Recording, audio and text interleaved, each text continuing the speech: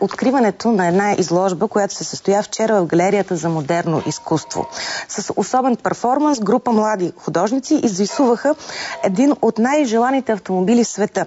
От 28 юни до 1 юли уникалната арт-инсталация ще се пренесе на площада пред Народното събрание, а изложбата, която се нарича в ателието с Пикасо, ще продължи до 15 август.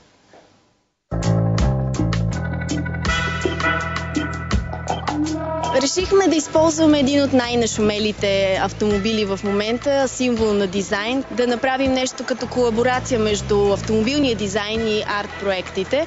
Те ще послужат за реклама на новата ни експозиция, ще бъде изложен пред Народното събрание. Двама стрит арт художници направиха перформанс пред галерията по време на откриването и изрисуваха основните емблеми на Пикасо, различни негови творби по Пикасо.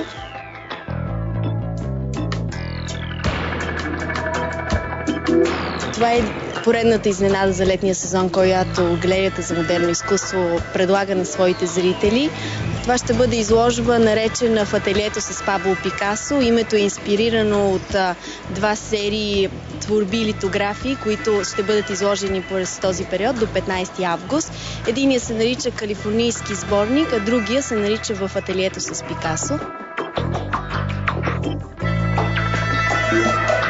Любопитно е да се каже, че темата за модела и художника, за ателието и за натюрморта е често залягана в историята и в творчеството на Пабло Пикасо.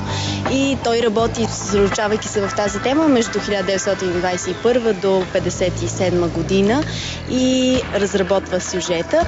Интересно е, че между 1957 и 1958 година Пикасо работи в своята семейна вила в Кан, където твори специално тези литографии, посветени на ателието, на студиото му. В него можете да видите един много често дизайнерски обекти и архитектурното, как е изглеждало неговото студио.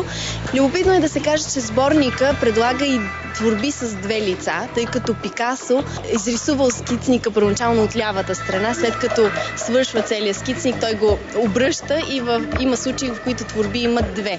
Едната е красива жена, която илюстрира една от съпругите му, а от другата страна е, например, студиото на Пикасо на Лазурния бряг.